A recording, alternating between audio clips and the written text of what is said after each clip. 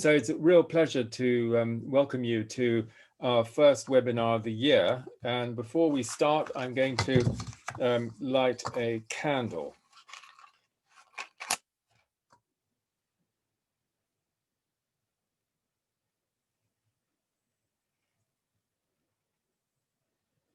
I'm glad to say with that, hopefully that's symbolic. I have actually managed to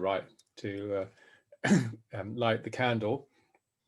So this is a candle for the new year, for the theme of rebirth, for our commitment to helping co-create a new and positive future, which is what we're going to be talking about tonight. And it is a time of rebirth. I haven't spotted, maybe you have already, the first snowdrop, but it always happens in the sort of first week of January. And you might have seen that in our thank you letter to you all, we had a snowdrop photograph and the Keats, if winter comes, can spring be far behind.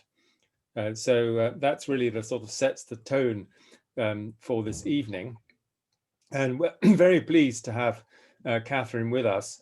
You've probably seen from her information that she's a writer and speaker on the transformational power of crisis and mindfulness trainer. And some of her clients include the Ministry of Defense and the National Health Service. And so these are all sort of frontline, you might say, clients.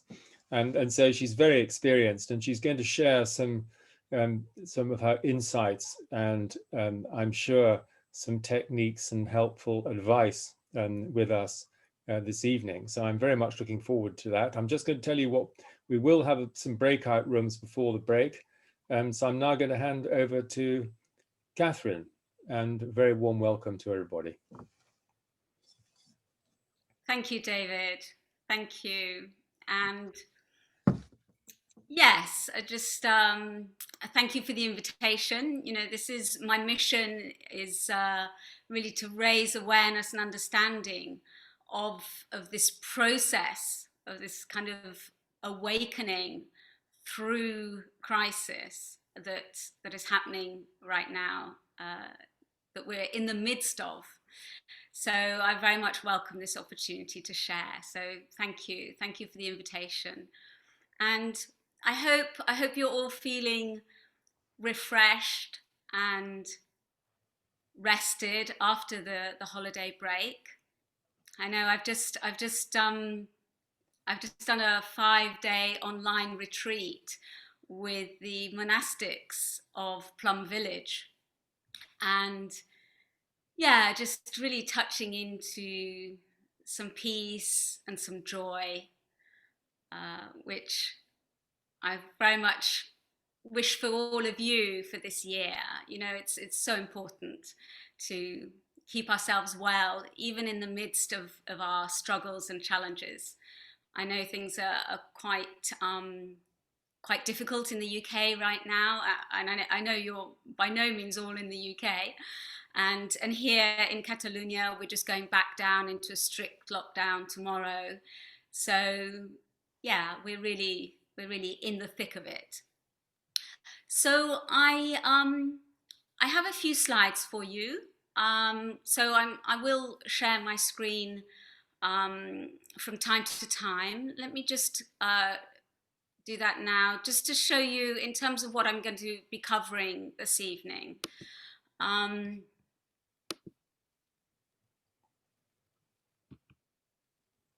So I've kind of divided my presentation into kind of two halves, really. And so first of all, I'd like to look at the relationship between the personal process of spiritual emergence and emergency, this awakening through crisis, and so the relationship between that and the planetary process. I think, you know, many of us in the spiritual emergency community kind of recognized, as soon as the pandemic kicked off early last year, we kind of recognized what was happening. We'd almost been waiting for it. So yeah, I'm going to be exploring that quite a bit. And then the second part of what I'm going to be covering is how can we best support this process? You know, this is I was going to say so vital, but I mean it's more than just a vital process. It's what we're here for. You know, it's and we want to support the awakening of consciousness as best we can. And so obviously, you know, the related question is how can we harness this transformational power of the emergency? So I'm just going to stop sharing my screen for now. And so if I look down, it's because I'm looking at my notes. So yeah, bear with me. So I want to start really with the personal. You know, we need to look at the micro before we can look at the macro.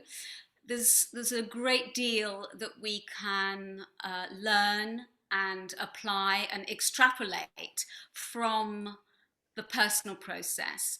Some of you may be familiar with the term spiritual emergency, some of you may not. This is a term that was coined by the Groffs back in the 1980s.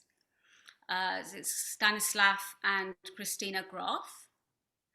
And it's a little bit of a play on words, this idea that through the crisis, the emergency, we emerge. So it's very much a process of transformation, of inner transformation, a process of healing and growth, kind of, yeah, this awakening of consciousness.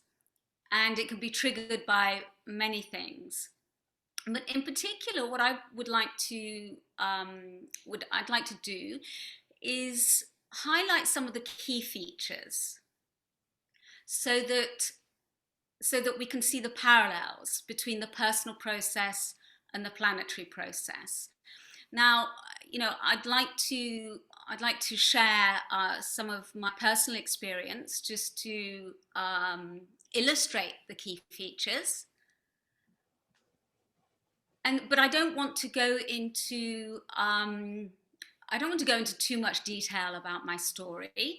So I'm just going to kind of pick out, if you like, some of the kind of key features, so that I can show you kind of how this process works and the parallels. So for me, this process, which has been pretty much a lifelong process, started when I was 20. I'm sure it started way before that, but in a more obvious way, it started when I was 20. And I ended up on a psychiatric ward, an acute psychiatric ward, for a month. And this is one of the things that can happen, you know, within the mainstream. And again, some of you will be familiar with this process.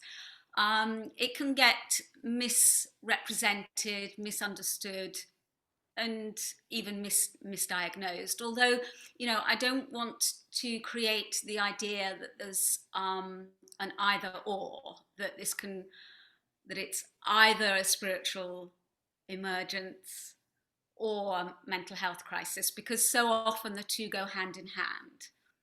So, you know, I was carrying a lot of wounding. I come from quite a dysfunctional family. My father was an alcoholic. So, you know, I had a lot of my own healing work to do. And it was when my parents actually split up, when their marriage broke down, that I ended up on the psychiatric ward. Now, I'd like to fast forward 20 years because it took me 20 years to kind of re-engage with this kind of natural process of healing and awakening. because at the time I had nobody around me who understood, who was able to support me in the way that I needed supporting. It was hugely traumatic ending up in hospital. And actually that was more traumatic than the inner journey, the inner process I was going through. And I pretty much lost a year of my life. It took me a year to kind of gradually come off the heavy duty medication that I was put on.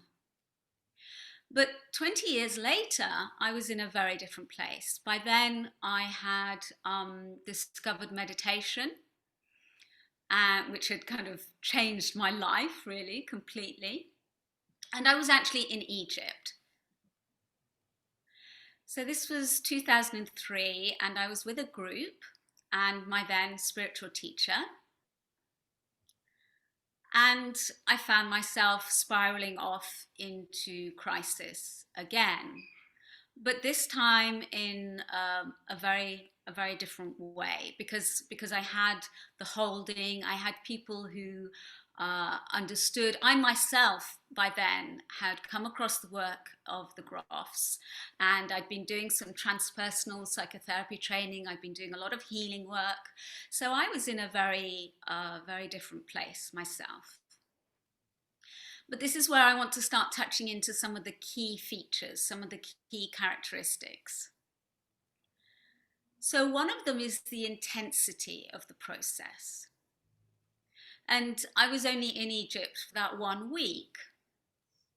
But in that 1 week, what I went through was so intense on every level, emotionally, psychologically, spiritually, and physically, that I actually lost the use of my legs.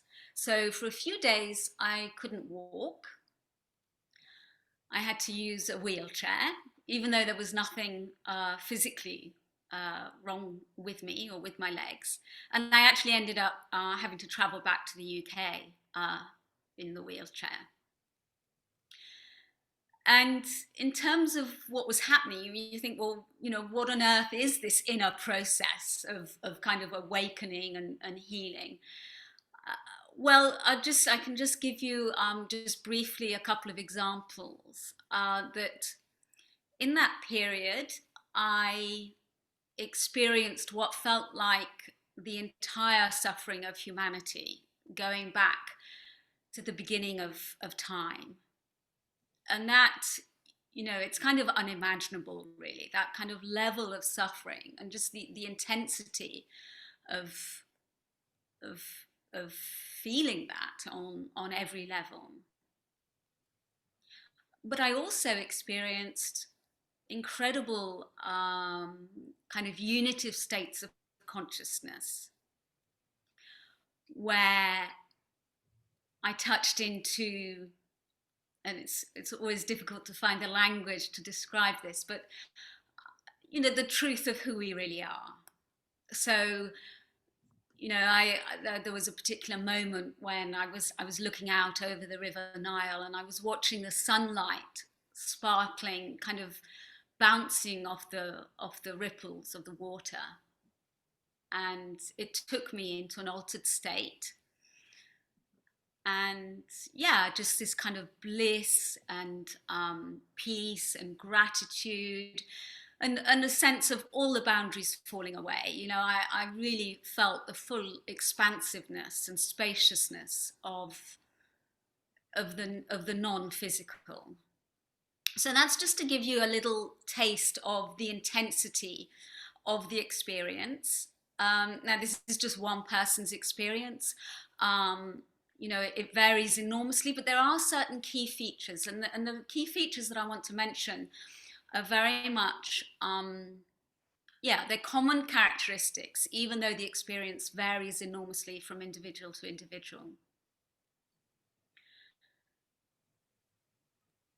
So if we then look at the parallel of of why we can say that we are currently going through a global spiritual emergence and emergency, I think you'll all agree that, you know, the pandemic has been a very intense time.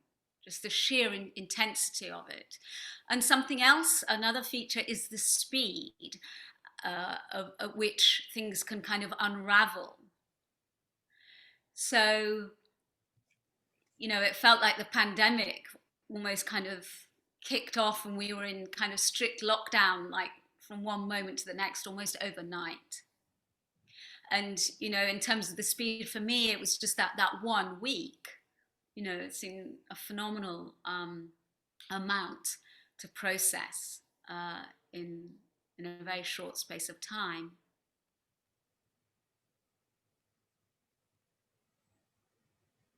So another feature is the way in which everything that is familiar can fall away incredibly rapidly.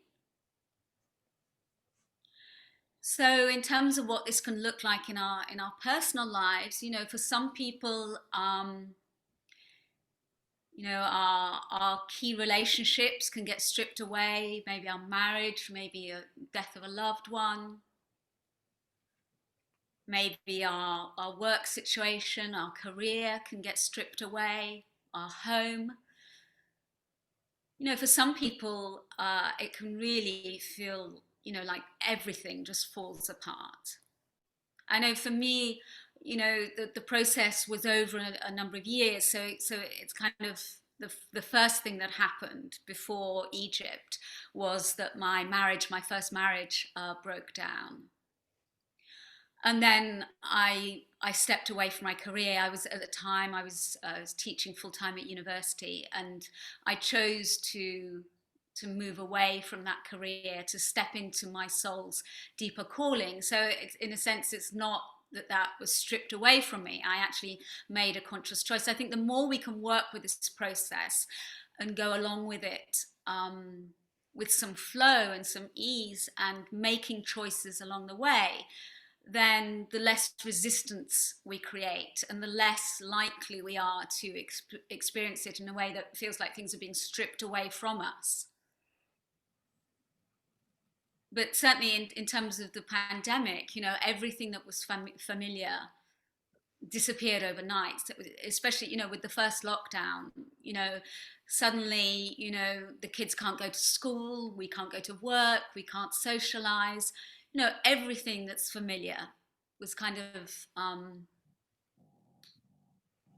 just not available.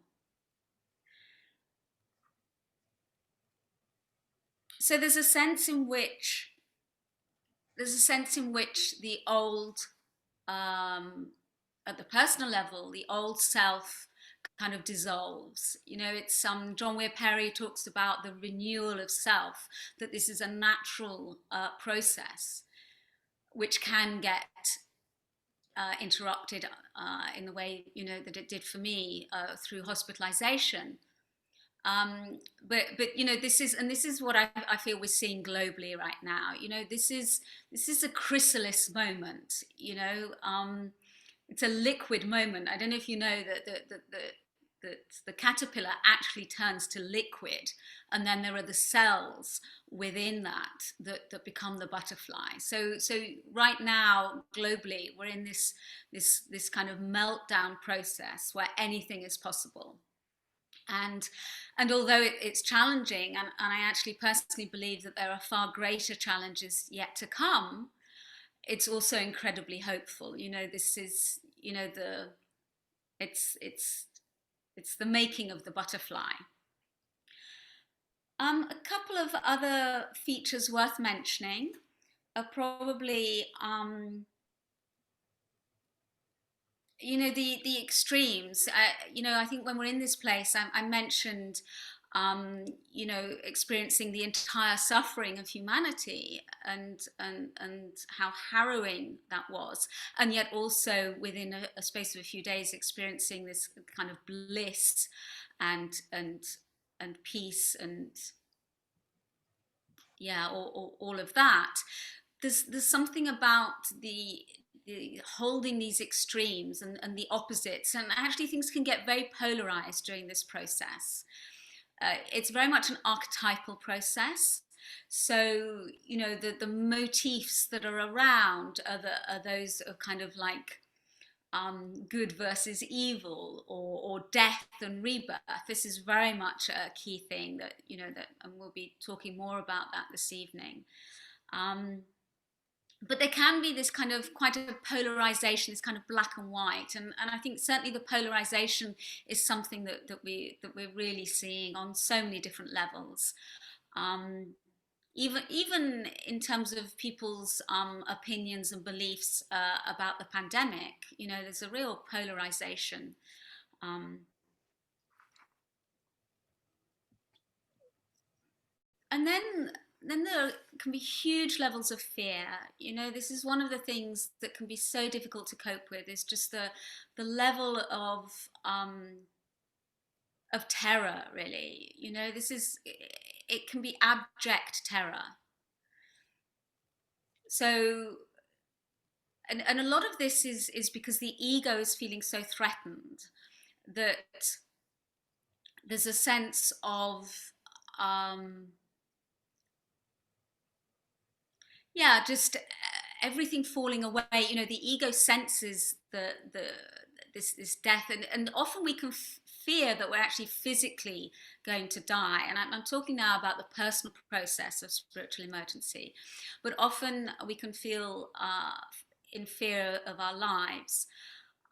Some people do actually die going through this process. It's very rare, thankfully, but it does happen.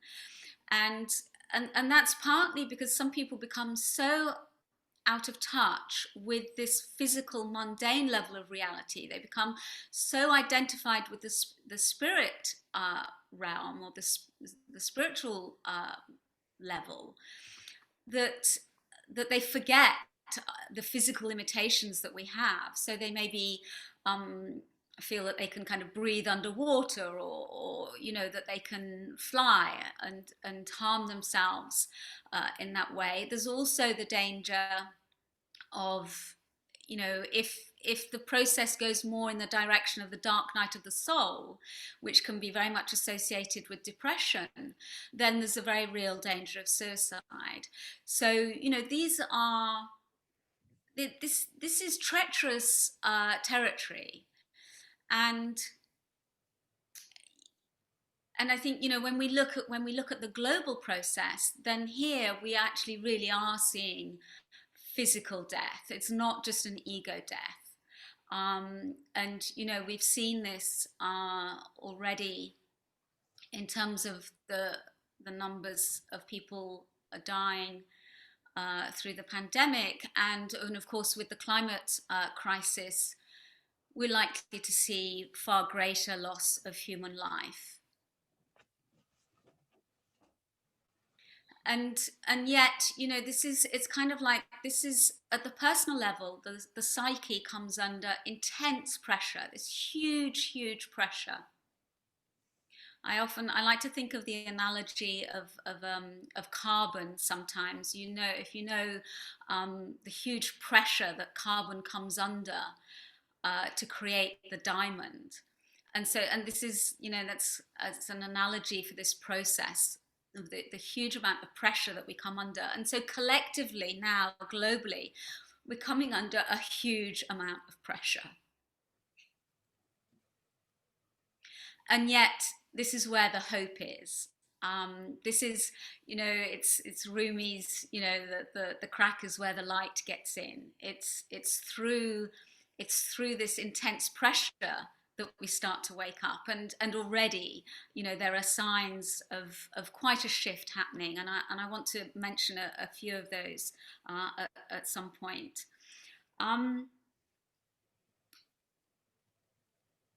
So yeah, there's another aspect worth mentioning is the shadow, and how, our shadow material, the parts of ourselves that we maybe don't see or acknowledge, a light can get very much shined on that during this process.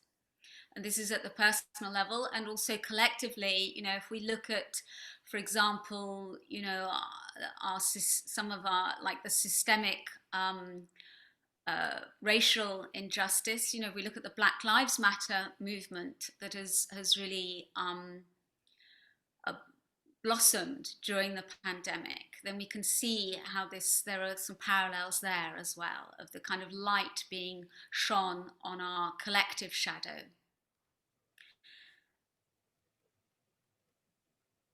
So maybe that's all I need to say. I'm just looking at my notes here. In terms of the kind of some of the key features and parallels. Just to say, because it's all sounding, I feel like I'm sharing, like it's all sounding pretty grim. And so I just want to share some of the kind of things where already we can see a shift happening. We can see the awakening of consciousness collectively, globally happening. And maybe just before I mention that, just at the personal level, you know, there's no doubt that the experience I went through in 2003, that week in Egypt, and then 3 years later, I went through an even more intense period of crisis. But it just completely reshaped my life. You know, I was able to work with the process, to take the time out to really just completely recreate my life on a whole different level, you know, with profound healing and insight and learning, and really stepping into my soul's deeper calling. And so this is what is beckoning us collectively. Yeah, it's to kind of really to shift to a whole different level of consciousness, a whole different level of operating, to kind of upgrade us. It's the evolution of humanity that we're talking about, and we know that we can't carry on as we have been. It's, you know, definitely not sustainable. So just a few examples of signs that I see that are really encouraging. So in terms of the economy, because, you know, this is one of the most difficult things, isn't it? That we, you know, we're so based on this kind of materialism and capitalism. And yet, you know, the United Nations in 2020, the General Assembly took a unanimous vote to move towards a new economic paradigm that is based on happiness and well-being as its centerpiece. And this is what you know, also Otto Scharmer of the and his work with the U theory, he talks about, you know, economically moving from an ego-centered system to an eco-centered system, where there's an awareness of the whole, of the benefit of the whole. And so we have cities starting to adopt Kate Raworth's model of donut economics, where, you know, the well-being of every single part of the system, including children and animals and the natural environment, is right there at the heart of it. Something else that I've heard recently that I thought was very exciting and encouraging is that communities, intentional communities, are seeing a surge in the number of applications. So people are starting to want to rethink their lifestyle. People are wanting to move out of the cities. There's been an increase in demand for rural properties. And, you know, certainly when we live in a more rural environment, we can grow our own food, we can grow our own vegetables and fruit, and be more sustainable in that way. So there's a sense in which through the pandemic we've become much more aware of our interconnectedness. I know, you know, I can imagine that pretty much all of you have a sense of the oneness, the unity, the fact that you know, that we have one consciousness that is shared. But I think it's this sense of the impact that we have on each other and the interconnectedness what Thich Nhat Hanh calls interbeing, I think is becoming more widespread in the more general population, because we've seen how our behavior impacts on those around us in terms of the virus. So those are just a few comments. I'm looking at the time and thinking, oh my goodness. So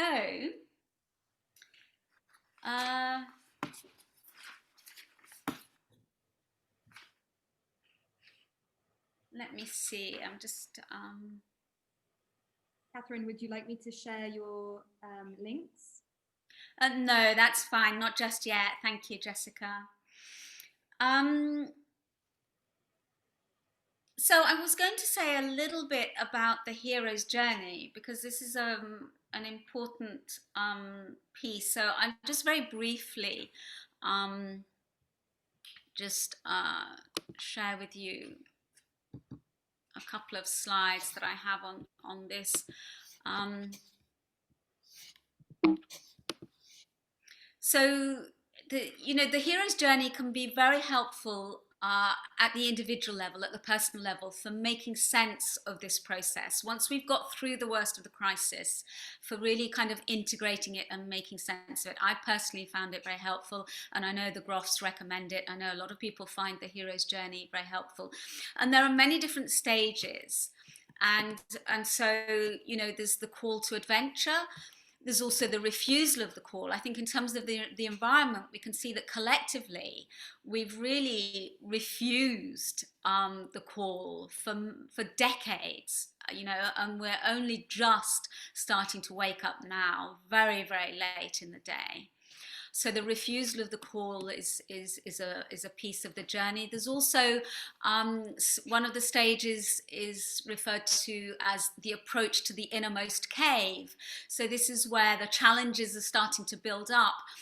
There's before the approach to the innermost cave, there's the crossing of the first threshold.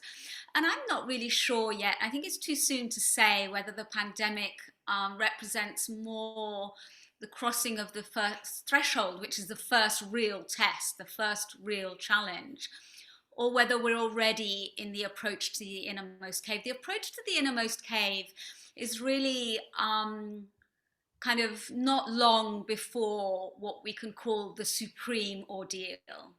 And the supreme ordeal is kind of the pinnacle of the crisis. It's the crisis with a capital C. It's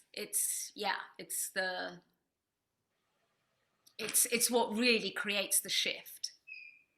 And I have a sense that is yet to come. Earlier on in the pandemic, I thought that maybe we were already there. But actually, I think in terms of the climate crisis, the climate emergency, I think that's still to come.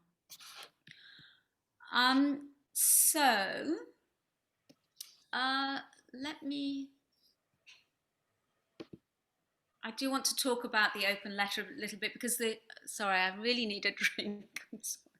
Won't be a moment.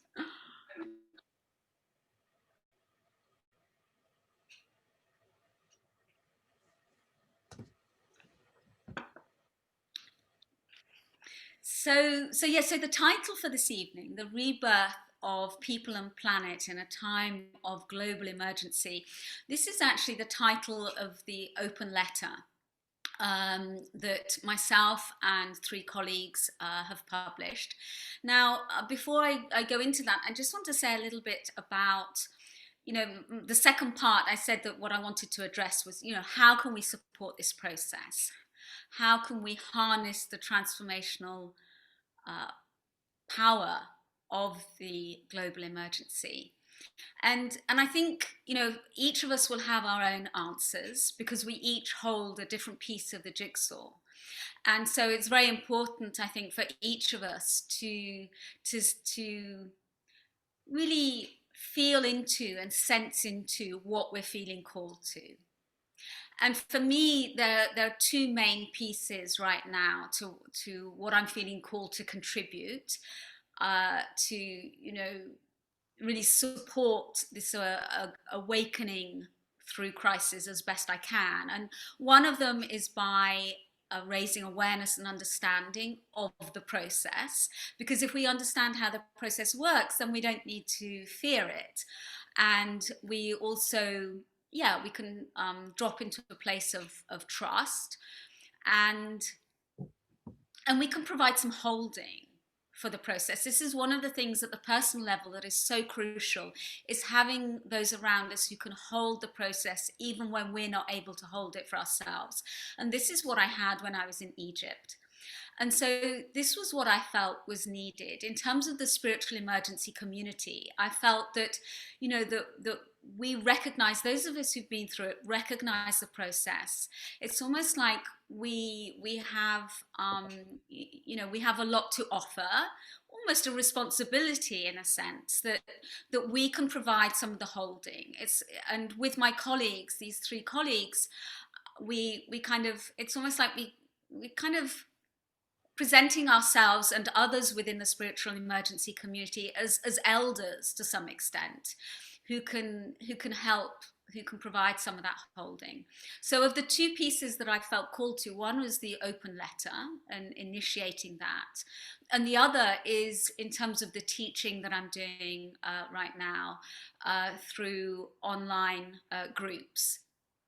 And it's very much really because I kind of thought, well, what can I as one individual do? You know, this is such a huge process. And I thought, well, you know, I want to scale my impact. And this is something that you might all want to be thinking about. You know, how can you scale your contribution? How can you scale your impact? And so I felt that if I can be supporting others who are also feeling called to step up in some way, maybe step into some kind of leadership role, or who are already maybe in a leadership role and just want to have a greater impact more easily and quickly. And yeah, so and I certainly feel that the way to do that is I've developed a 3-stage process for that, which is kind of sensing into what we feel called to, doing the inner work around keeping our vibration high. And, you know, Thich Nhat Hanh would say, you know, there is nothing as important as our peace and our joy in terms of how we face our challenges. And then kind of really with concrete action steps, kind of really consciously working with the quantum field. And I have huge hope in terms of, as more and more people embrace the science of the quantum, and where the kind of metaphysics meet the science, as more people grasp that and start working with it, and this is what I'm teaching, then I think we can achieve a huge amount. We can literally shift mountains. I see it almost as a David and Goliath situation, that with the quantum we have incredible power, this unlimited, infinite possibilities at our fingertips, once we understand how to really work with it. So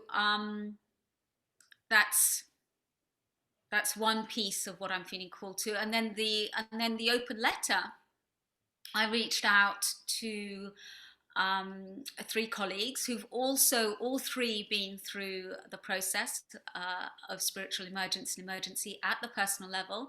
So this is Paul Levy in the States, and Mick Collins. Some of you might be familiar with the work of Mick Collins, and Kylie Harris in Australia. And it's been a phenomenal process in itself, such a co-creative process of co-creating with source as well as co-creating with each other. You know, I think I must really, you know, it was probably, you know, I thought it was just an idea, a kind of left brain idea to do an open letter, but actually the way so much has unfolded from it, I think I was probably downloading something. And so, you know, the invitation is to go and have a read of the open letter. And I will share some of the key points very briefly with you. And there's an accompanying petition to the United Nations. So if it resonates, I'd really like to encourage you to sign a petition. So let me just share that now. I've got a couple of slides because this is a bit more detail to go into. So obviously the climate science is now showing that we are in a state of planetary emergency. And so what we propose is that this represents a global spiritual emergency. And, you know, we're kind of initially the main signatories of the open letter were very much the key bodies and organizations within the spiritual emergency community. But in fact, it's gone beyond that now. So we now have people like Carolyn Miss, Andrew Harvey, Larry Dossey, David Lorimer has put his name to the open letter, and even Sting. You know, I didn't realize that Sting was kind of quite open and alternative in his thinking, quite spiritual in his thinking. So yeah, we've got some amazing people who've put their name to the open letter, really endorsing the open letter. And so what we're doing is we're kind of coming forward as a community, the spiritual emergency community, offering our assistance to help guide humanity into this new paradigm. And, oops, what's happened there? I've lost my cursor. So the idea is that in times of emergency, we are totally focused on solving the crisis. You know, we work intensely to solve the crisis. And I don't, you know, by declaring a global state of emergency, we certainly, you know, this isn't about creating fear. If anything, you know, it's by focusing on solving the crisis that we can really enhance awareness and create collective transformative action. So it's not about creating more fear. There's enough fear in the world already. So we see this as a very positive, hopeful message, not as one to create more anxiety. And we also see that spiritual emergency and climate emergency are inextricably linked. So, you know, certainly when we go through the process of spiritual awakening, often we become aware of kind of just the oneness of everything, including how disconnected we've been from nature. And you know, we believe that the wisdom of indigenous cultures is vital to helping us, to guide us forward, because they have linked the spiritual and the environmental, the climate, the ecological, always, you know, and for them, the ecological crisis is a spiritual crisis. You know, their responsibility is to care for and protect Mother Earth, which they have not been able to do through no fault of their own. And so for them, this is very much a spiritual emergency. And what's really powerful, I think, and really beautiful right now is that finally the movement, the spiritual transpersonal movement community and the environmental movement, as well as the racial justice movement, are all coming together. And especially if we look at Indigenous rights, that's where we see all three coming together very powerfully.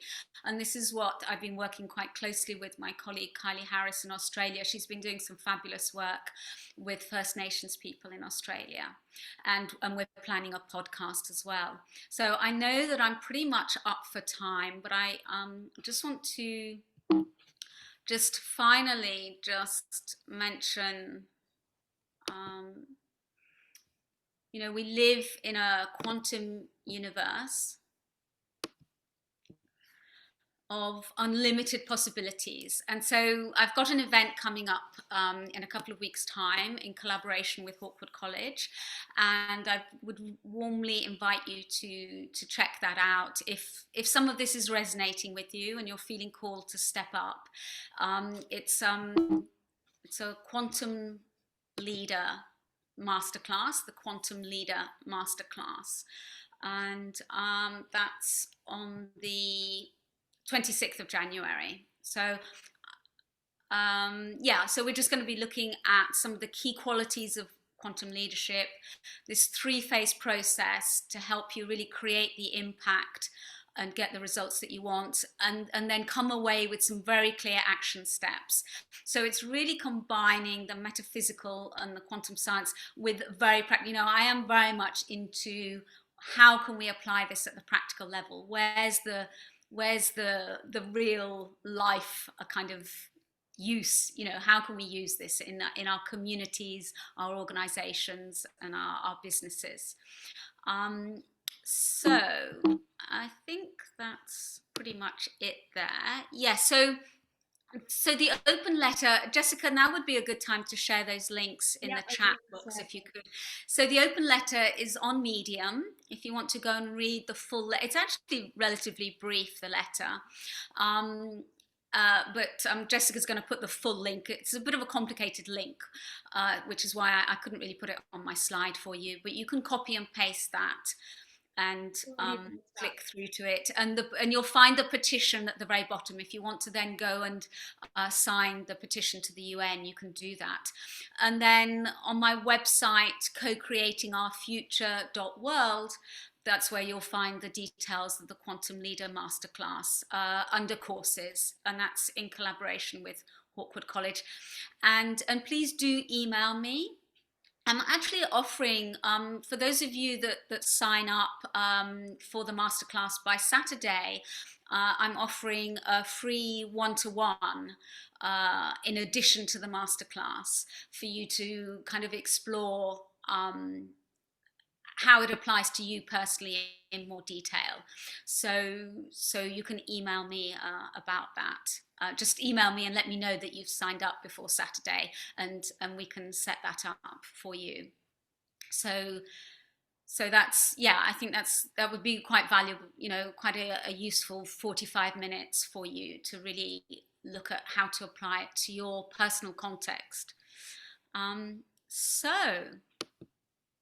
I need to stop. I'm going to get into trouble for going on too long. Catherine, thank you very much indeed. I think that's provided a wonderful framework and analysis and understanding of the process. and I'm sure we're all going through a phase of that with more or less intensity, depending on our circumstances. I just wanted to point out this book here, which I don't suppose many of you know. It's called Man and Nature, published in 1967 by Syed Hossein Nasser, who's an honorary member of the network. And it's subtitled The Spiritual Crisis in Modern Man. And so he, as far back as 1967, he was really saying that the ecological crisis is a spiritual crisis. And since that time, he's written a shorter Temenos Academy paper with a similar title. I'll see if I can find that later. And so I do think you're quite right to home in on the spiritual aspect of this. And I'm sure we'll have time to exchange further ideas. So thank you very much. I'm sorry to have jumped the gun. You can see how excited I was by the breakout room. But if Catherine, did you hear my question? It's very short. Yes, it was about whether governments are using the pandemic as an excuse for kind of, with the lockdown, of keeping things down to the 1.5 degrees. Yes. That's really interesting thought, John, because I hadn't really thought of it in those terms. I mean, I doubt that they've kind of thought it through. No, I think it's an unconscious, but somehow the spirit behind it all is guiding the governments, because there's no science behind the lockdowns. All the evidence about lockdowns is they don't work to stop viruses. We've always had viruses. Viruses are actually a blessing we wouldn't be, no life would be able to live on Earth if it wasn't for viruses. So I think we should all be so grateful for COVID-19. Thank you. Well, absolutely, and I think I think that's a lovely note. Actually, the idea that we should be grateful. It's a little bit like being grateful for. I was going to mention the unmentionable American leader, but you know, this is. It's through our challenges that we grow and we wake up. And you know, in terms of the process of spiritual crisis that people go through at the personal level, you know, of all the people who contributed their stories to my book on spiritual emergency, you know, I haven't come across anybody who regretted what they've been through. You know, in hindsight, obviously at the time it's not so easy, but in hindsight, people you know, can see that it was their greatest blessing as well as their worst nightmare. So thank you for that question, John, very much. Thank you. Yeah, Thank you. sort of spin-off, isn't it? Una, it's Ivan, I believe, who has the question. Ivan. Yes, thank you very much for your presentation. I wanted to ask you, before you had, if I can call it this, breakdown, before you had this breakdown, who were your heroes and did you have any? And as you were going through the breakdown, did those heroes change? And now that you've gone past that point, do you have new heroes? Wow, what a fabulous question. Well, yes, now, well, gosh, at the age of 20, I'm not sure that I really, it's difficult to remember that far back. I'm not sure I had any heroes particularly. I'm trying to think. I can't really remember that far back, I'm afraid. I think, you know, for me, the kind of people that I have as heroes, and certainly had even probably back in 2003, are people like, you know, Martin Luther King, Nelson Mandela, Gandhi. These are the people. I think more recently, you know, my heroes now are more around people like Marianne Williamson, who I feel really she really combines both the kind of transpersonal and kind of deep spiritual awareness and practice with a kind of political activism. You know, she actually stood in the American presidential race. So these are the people, and actually I'm looking very much towards women. You know, I really feel that we need to rebalance the kind of centuries of patriarchy and really bring in more feminine energy. And I'm feeling very supported by women's communities, including women's business communities. So I think now my heroes are tending to be more women than men. Can I ask one other question? Are you attracted to any particular animal or insect or part of the animal kingdom? It's a shamanic question. Right, okay. Well, when I did some powerful past life healing quite a few years ago now with Roger Woolger before he passed over, and what came through at the time was actually a polar bear. And I kind of called on, you know, that at the time felt like a power animal for me in terms of the strength and protection that I needed then. So I would say that. Great. Yes, very, very interesting. Thank you. In the chat here, we've got George remarking that the gist of the question being more are elites using the crisis to do a big reset? And of course, what's happening later this month is that this great reset will be launched at the World Economic Forum by Klaus Schwab and others. And he's written, there's a lot of social media and other commentary about it at the moment. I've actually ordered his book this week because I thought I'd better read it properly rather than just read about it. Any thoughts on that? I mean, this is not conspiracy theory. This is actually what they've said they're trying to do.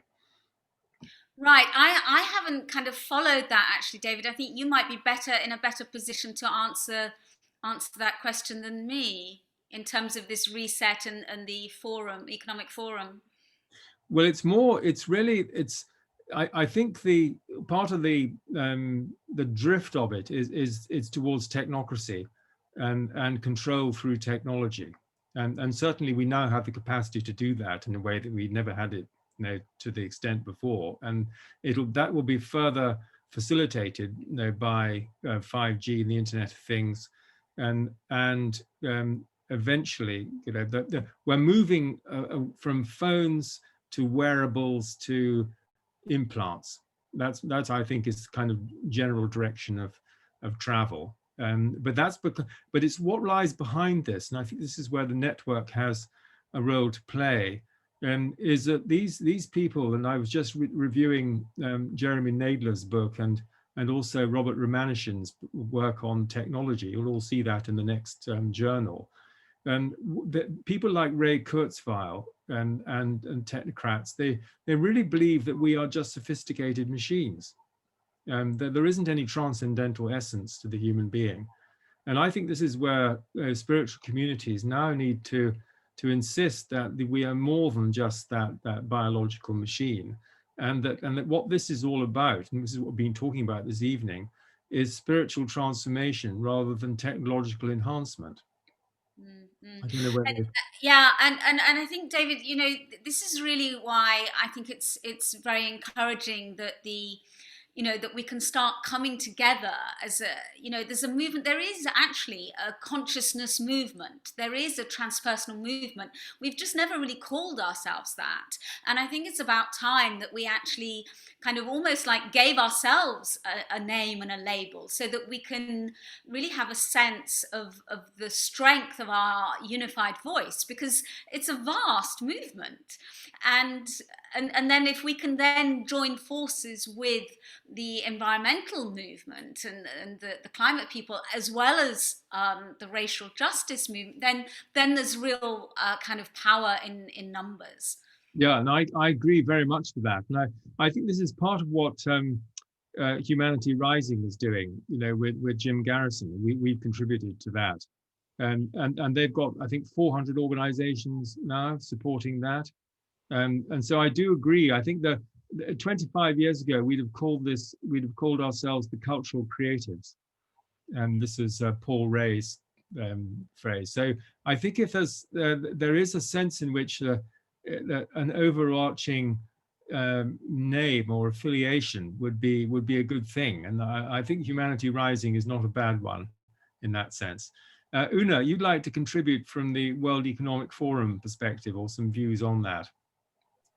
Yeah, so I'm slightly surprised that I would be surprised if Klaus Schwab, who started the World Economic Forum, would be promoting technocracy over humanity, because I've never been to Davos, but I was invited to a very small group to meet him at Mansion House, and it was the only time he'd said he'd ever spoken out in the UK or outside about why he started the forum. And it was all about trying to help business people realize that it was about people and planet. And that was what he wanted to achieve, to bring other people together with business leaders so that they could understand that this was not about money in its pure sense.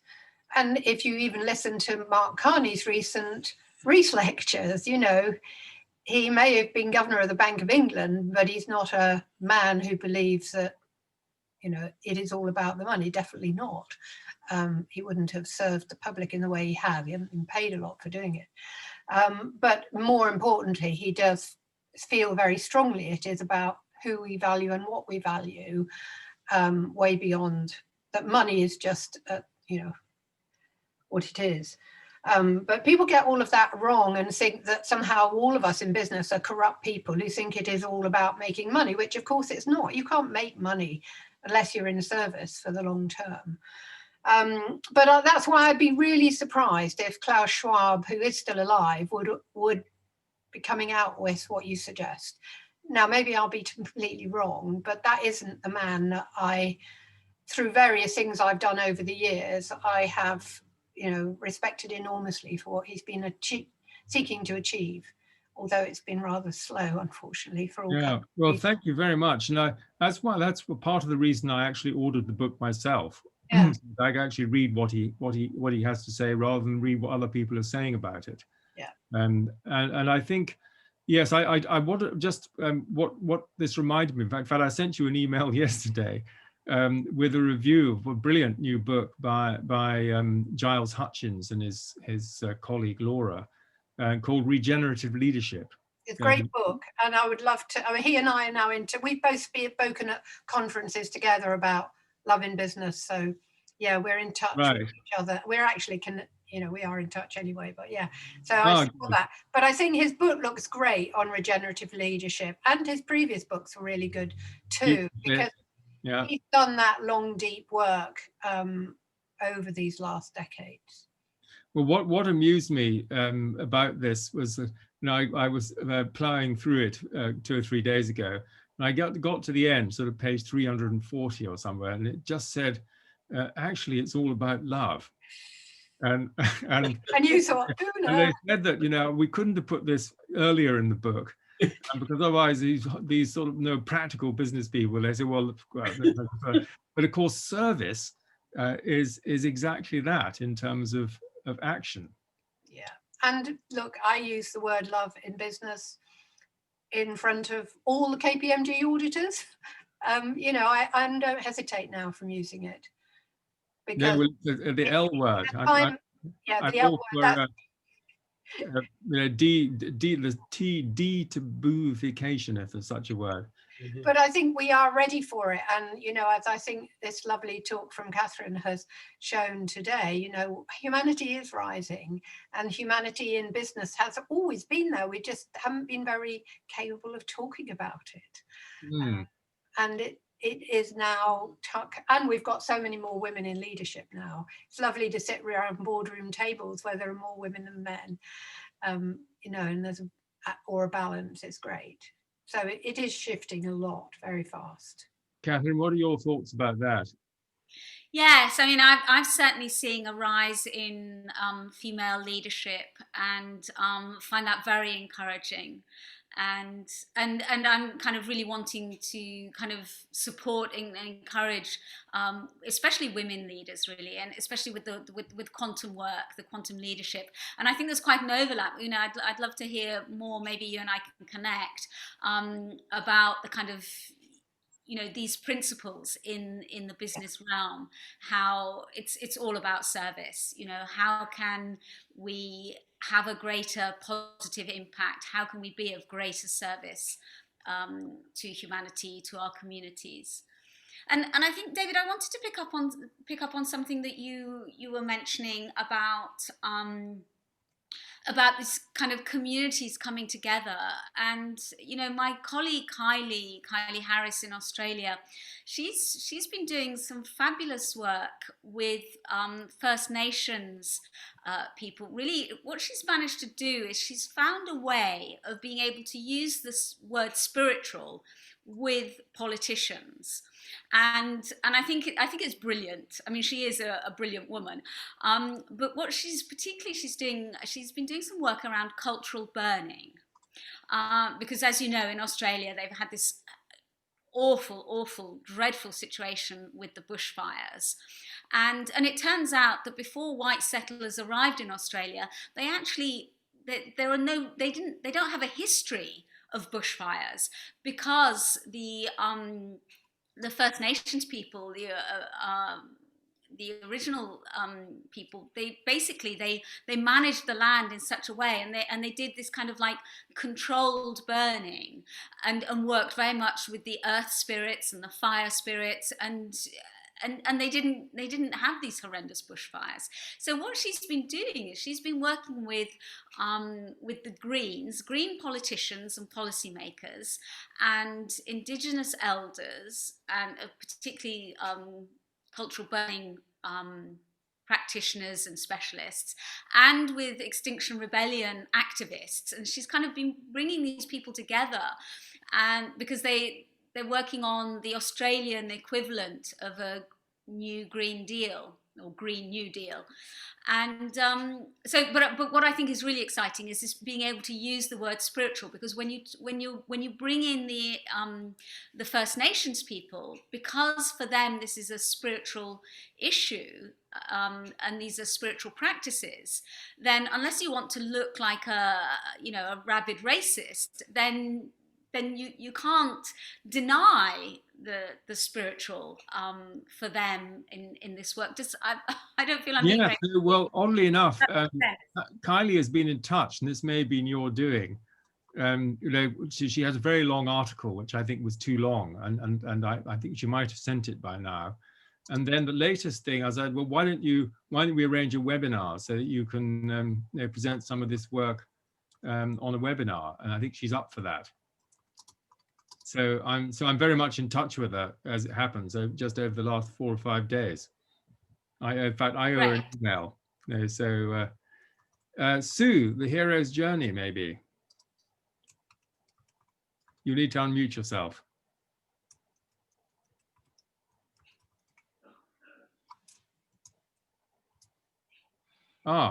Heavens, she's disappeared. I unmuted her, but here she is. Is that working now? Yeah, it is. Yeah. Good. Yeah. Sometimes it's a bit funny. Yeah. I mean, we were talking in our group about how the heroes. This is the reference to the hero's journey. It's a little comment, really, to start with, but how the hero's journey enables difficult times to have more meaning, or people to see more meaning in difficulty, which I think we've had a sort of have a nice day period of time prior to this, where, if I think of my parents who came through the war, for them, challenges had meaning. And then I think we came away from that. And now I think we're getting back into this concept that actually life can be challenging and that can be meaningful. And I'm actually writing a book about the hero's path as applied to us personally, but also collectively, but also in my work as a therapist, because I was interested what you were saying about how important the holding is. I just want to say that is so, so important. When I say to people who are depressed, you could see yourself as a hero on the journey, where are you being called, or what is the call in this crisis, in this depression? And you actually see people physically, they're slumped when they're feeling the depression, and then they just kind of rise up and sit up and feel themselves completely differently. And so even if they're not in a complete crisis of having kind of lost touch with some aspects of reality, but they're just in a kind of everyday depression, for them to redefine what it's all about is finding their soul's purpose or their calling is, and people don't have to necessarily be spiritual or whatever, but they can just suddenly see through a lens completely differently. So I just wanted to thank you for mentioning that, and just say that's quite a bit of how I do my therapy, and also the book I'm writing. So it's a wonderful model, I think, to help us personally, but also to see challenges, collectively. Yeah, that's beautiful work. It sounds like you're doing beautiful work, Sue. And of course, this is what it's all about. It's about reframing, and like you say, the hero's journey gives people the opportunity to reframe. This is what the open letter is about. It's about helping the wider general public reframe what looks like a horrendous crisis, to reframe it as an opportunity for a shift in consciousness, for healing, for awakening. And I didn't mention, with the hero's journey, I mentioned some of the kind of the challenges, the difficult stages, like the supreme ordeal and the approach to the innermost cave. But of course, what you've also got is you've got at least 4 stages, I think it is, which are the return journey and the reward, and all that we bring back from that place, which of course is the lovely bit. And thank you for that. Yeah, thank you for very inspiring talk. I think the reframe is so vital to all of us. Yeah. Thank you. And of course, each of us is the hero of our own story. Even somebody who doesn't particularly think of themselves as a hero, each of us is at the center of our own story. Yes, that's what my book's pretty much about. Yeah, exactly. Yeah, Fantastic. thank you. Yes, I do. As you say, I think the reframing, and there's obviously, the Chinese crisis and opportunity, and so the looking back on things, as you were saying yourself, that you realize that your most intense times are in fact that you're most alive at that time, but also you can think to yourself while you're going through it, well, this too will pass. We will come out the other side. Absolutely.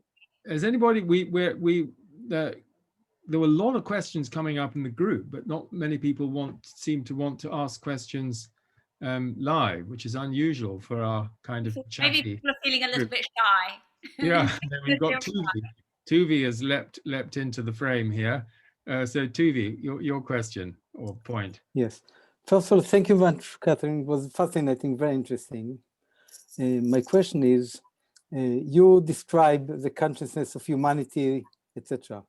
But do you see there is consciousness of what you call the planet Earth or Gaia, that in some way that Gaia itself is intelligence, let's call it, that we are part of it, that we can see ourselves, all humanity, as like neurons on the surface of the humanity, but Gaia itself is a consciousness, and maybe Gaia brought it in some way as a way to slow now, to change the environment.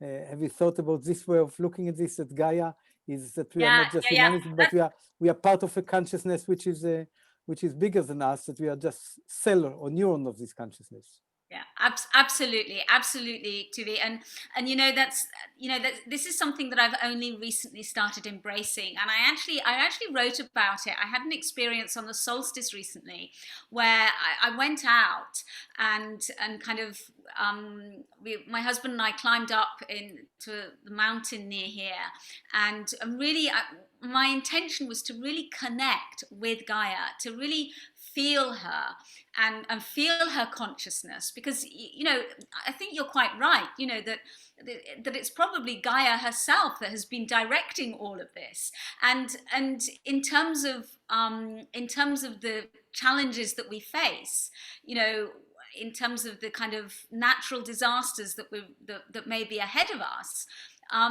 then this is very much Gaia, her, the fact that she is suffering and that she is some people describe her as, she's sick now, she's ill, and so this is her, her response.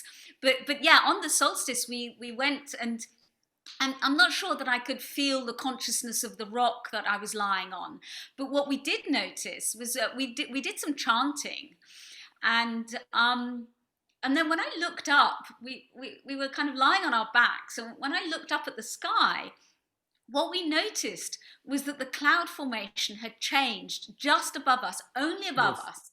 So it had taken on this incredible kind of like coherent, really beautiful pattern in just above us, and then everywhere else the clouds were kind of, what you would kind of not expect as a normal kind of cloud.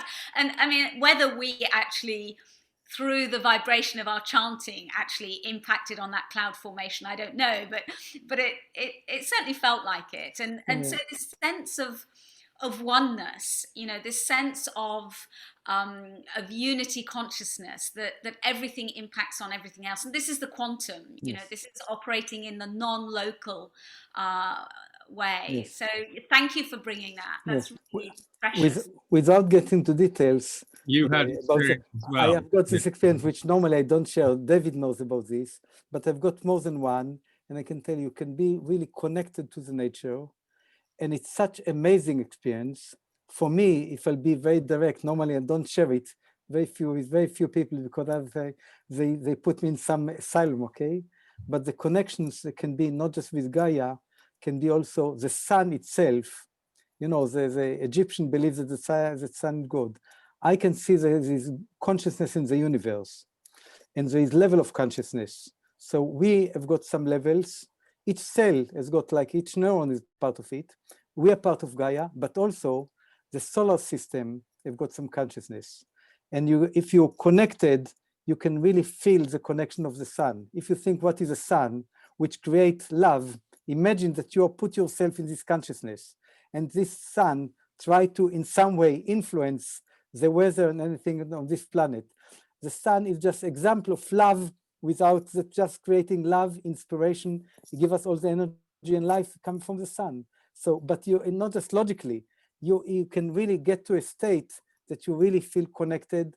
And then it's another state which I don't going to describe it here because I don't want to put it in some asylum, okay? But you can really be connected. So, and then connected to the weather, and as part of it, yes. Yeah, thank you, Tuvi. And I think it's no coincidence that my husband and I chose to move to the sun, to a much sunnier climate here in Catalonia.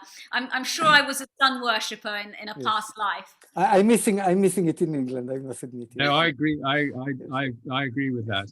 Yes. I was wondering, Catherine, have you read? We had Chris Beisch on a webinar quite recently. And he's written this new LSD in the Cosmic Mind, and he has a view on our evolution, which is a hopeful view in the long run, but it's a kind of rocky ride in the short run, and it really brings up this whole question of what Mike Grosso called in the 80s a planetary NDE. And say this is another reframe, and so we've got this combination of pressure of different kinds, which you've already been talking about. There's also tension. So the tension from the inside, Peter Dunoff used to talk about this. He said the change comes about from this combination of pressure and tension, and one on the inside and the other on the outside, reflecting each other. But it seems like that we are so obtuse as a species and as individuals that we really have to be stopped in our tracks, which I think is sort of what you've been saying, in order to have a fundamental course correction. Do you feel that's true? I mean, in a way you've already said it is, but I just want that maybe you could add a few words with that different reframe. Yes, no, absolutely. And I'm really glad that you mentioned Christopher Beisch, actually, because I wanted, there's a lot of things that I wanted to cover that I didn't have time to cover this evening. And his kind of visionary work and material is I found it very powerful. I heard him speak recently myself at a different event. And so, some of you may know, he spent 20 years doing research using psychedelics, and had intense visionary experiences over that 20-year period. He had to keep quiet about it because he had an academic post at the time, and the psychedelics he was using, I guess, were not legal. But what he saw, which David has kind of alluded to, is ultimately us coming to a place, and I believe this is where we're heading, and I know a lot of commentators and a lot of people who channel also feel this, that we're heading to a very positive place. That's kind of putting it simplistically and minimally, but it's going to be incredibly challenging getting there. And there's, maybe I can mention the visionary material that has been revealed to me as well, which was a vision that I had in 2003 when I was in crisis, and in 2006. And what I saw, this vision that I had was a kind of ecstatic vision, really. It was incredibly beautiful. I saw a vast number, like just uncountable number of like thousands of millions of souls kind of ascending, kind of leaving the planet, all at the same time. And there was incredible rejoicing, it was an ecstatic vision. But of course, when I kind of came round and came down from it, I realized that for that number of souls to be leaving the planet, it meant a huge loss of human life. And I think, in our culture and our society, there is so much taboo around death. And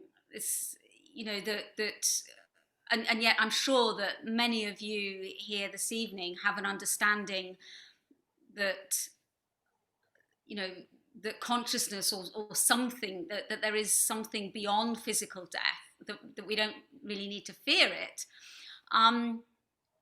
So and early on in the pandemic, I felt that maybe, you know, the vision that I had was referring to the pandemic and the loss of life with the pandemic.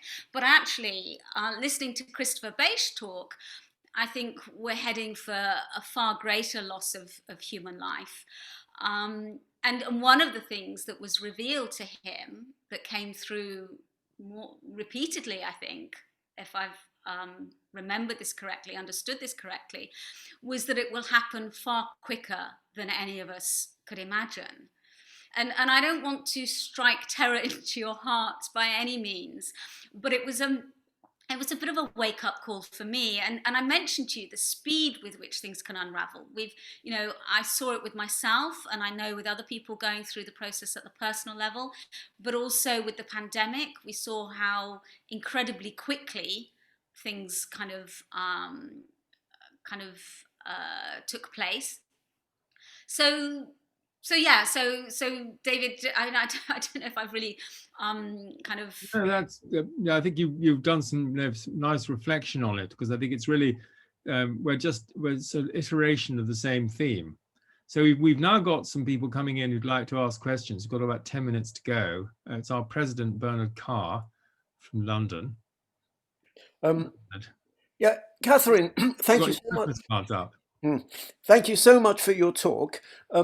It's got me interested in the relationship between the word emergency and the word emergence, because you've been talking about the link between the sort of physical emergency which faces the world, and you talked about spiritual emergency. But if I understand you correctly, what you're really saying is that the physical emergency is a chance for spiritual emergence. In other words, you're saying this is a positive. As a result of this crisis, this can be very positive in the sense that it can lead to some spiritual evolution in some sense on a global level. So I'd not thought of that before, that, you know, this link between emergency and emergence. So I would just be interested if that is indeed the message you're conveying. Is the emphasis on emergency or emergency? Yeah, no, absolutely. That's exactly what I'm saying. And so the word emergence, we can almost, you know, I sometimes I think in terms of like synonym, I almost think, you know, the emergence is the awakening. You know, this is the evolution. And I think the Groffs coined this term on purpose, you know, that we emerge out of the emergency. And in fact, there's a podcast that I came across recently. The title is Emerge. So you know, there's a whole, and actually, you know, it's a term. Spiritual emergency is a term that's now been used quite widely. And in fact, actually, Bernard, maybe I could just take this opportunity for anybody who wants to look more into how this operates at the personal level, or anybody who's supporting someone going through this at the personal level. Then my first book, In Case of Spiritual Emergency, I've had a lot of feedback from people that they found it incredibly helpful. So I just mentioned that. But yes, absolutely, that's what I'm saying, Bernard. Because it's interesting, because one thinks of emergency as a bad situation and emergence as a good situation. But what you're really saying is they're two different sides of the same coin. Yes, absolutely. Yeah. And that's the reframe that we've been talking about. It's reframing this idea that crisis is a bad thing. No, you know, crisis is an opportunity. And the bigger the crisis, the bigger the opportunity. Great. Thank you. Thank you very much. Chris, you have a question. Yes, thank you. Thank you, Catherine. It seems to me, though, that the crisis hasn't even begin yet, hasn't begun. A number of us here, I guess, were alive during the Second World War. And I was recently reading the correspondence between my mother and my father in the days leading up to the Second World War, when things happened incredibly quickly, and the way people's lives were turned upside down was cataclysmic. Do you anticipate that anything like that might happen in the next, in relation to the crisis you're talking about? Can I just clarify? Are you asking specifically, Chris, about war? Whether I see war happening? No, although there's a great deal of similarity between, for example, the tsunami which struck Japan, the situation that they were in then, and a wartime situation. My situation was that when I was a toddler, with my mother and my brothers and sisters, we crossed the Atlantic twice in convoys where a third of the ships were sunk, and we could see them being sunk all around us. God. And, that's something which is unthinkable to the modern generation. Yes, yeah. No, thank you for sharing that. And I actually, Chris, I think that's partly why my father was such a wounded man and became an alcoholic, because he was born 2 weeks after the beginning of the Second World War. And, and if I think of his mother, you think of a woman giving birth 2 weeks into the Second World War. And then his own father died when he was 2. So I think, it does. And of course, there's a huge amount of war going on in the world, in different parts of the world right now. I think, the tsunami was a good example. I remember you mentioned the Japanese tsunami. Of course, there was also the tsunami that hit was it 2005? That hit kind of Thailand and Sri Lanka.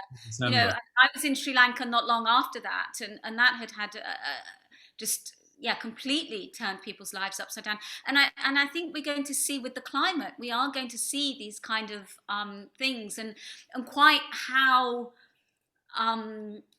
geographically widespread they'll be. It's difficult to know. Certainly, I mean, the bushfires, the whole of Australia was just traumatized by the bushfires, not this season, but the season before. And the tsunami, that impacted on so many nations. And of course, even the Japanese thing, that impacted across the Atlantic because of the waters being contaminated and the air being contaminated. And Chernobyl, these things, because we are one, and air travels and water travels, they have a huge impact. And for a long time I felt that the 3 areas that needed collaboration and needed, I don't want to get into the whole debate about Brexit, but the 3 areas where we really need to collaborate are: one on the environment, the other is on refugee, migration and refugees, and the other is terrorism. And I actually studied terrorism as part of my master's many years ago. Well, anti-terrorism. So there are certain areas that really cut across boundaries and frontiers. Yes, yes, and I would add nuclear weapons to that. It's actually in the background at the moment, but I've just read and reviewed, as you will see in the next issue, Mikhail Gorbachev's new book, as well as the new one by the Dalai Lama, and the state we are. Sorry, the stakes. I haven't got the title quite. The stakes that we are. The position we're in now. I'm sorry. What is at stake now? That's the title. What is at stake now? And these are the elders. I think Attenborough is an elder. The Dalai Lama is an elder. And Gorbachev is an elder. They're all 90 or 85, and these are the people we absolutely, in my view, need to be listening to. And we haven't managed to organize our affairs to have wise leadership, wise visionary leadership. I mean, Plato was trying to work this out, 2,500 years ago, but we still haven't got there. So I think there's a lot to be reconfigured, which I think you've given us an idea towards. And what I'd like to finish with, if I may, is 1 or 2 words from Barbara Marx Hubbard, And this is a new book, again, another one I've reviewed in the last 2 or 3 days, Reconnecting to the Source, by Ervin Laszlo. But it has in it a lot of other people's experiences, including Jane Goodall's, a wonderful, wonderful few pages in Jane Goodall, Jean Houston, and Chris Laszlo as well. But what she says is this, and I find this extraordinarily encouraging, because she tuned into the universal intelligence, and she said, we're evolving in the recurring evolutionary direction as individuals towards, and here's the key phrases, greater consciousness, freedom, and loving order. Greater consciousness, freedom, and loving order. And then she goes on, the inner motivation of most evolving humans is towards expanded consciousness, greater freedom, and deeper access to complex order, connecting in love. It feels as though the actual process of evolution is activating us as us.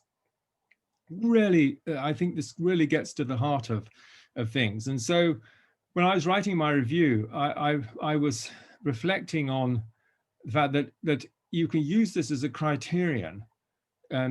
Is an initiative evolutionary in this sense? Does it bring greater consciousness, greater freedom, and greater loving order, or is it going the other direction? And I think if we use these 3 things as criteria, then I don't think we can go very far wrong. And I feel deeply in myself that she's right, and this is what we all long for in our hearts. And the beautiful world that we know in our hearts is possible, as Charles Eisenstein would say. So I'd like to thank you not only for what you shared with us this evening, but also for helping create a space of exchange, so that people feel a sense of oneness, of togetherness, of community, and that we can really open our hearts, not just our minds. Open our hearts, because this is what's missing. Is the heart missing from the proposal? Well, that's not evolutionary either, because, as you know, we need to combine the mind, the heart, and the will, love, wisdom, and truth and freedom. These are the things we need to combine. So thank you so much, and I'm going to blow the candle out at this stage. It's been light during the whole of the evening that we've shared together. So this is love and light going out to you all. And we thank you again. Thank you all for coming. If you'd like to put anything in the chat in reflections, final reflections on the evening, do feel free to do so. And we'll look forward to seeing each other in a few days. And maybe we can fix up for you to come up here, get over the other side of the Pyrenees. Thank you, David. That would be very nice. Yeah. So I think that Jessica, are you going to unmute us so we can all say goodbye? So I've sent everyone an invite to unmute themselves. Right. And thank you very much, Jessica. Well done. That was a great hosting. Thank you very much for your wonderful involved. Thank you so much, Catherine. Thank you, Catherine. Very, very good. Bye, everyone. Bye.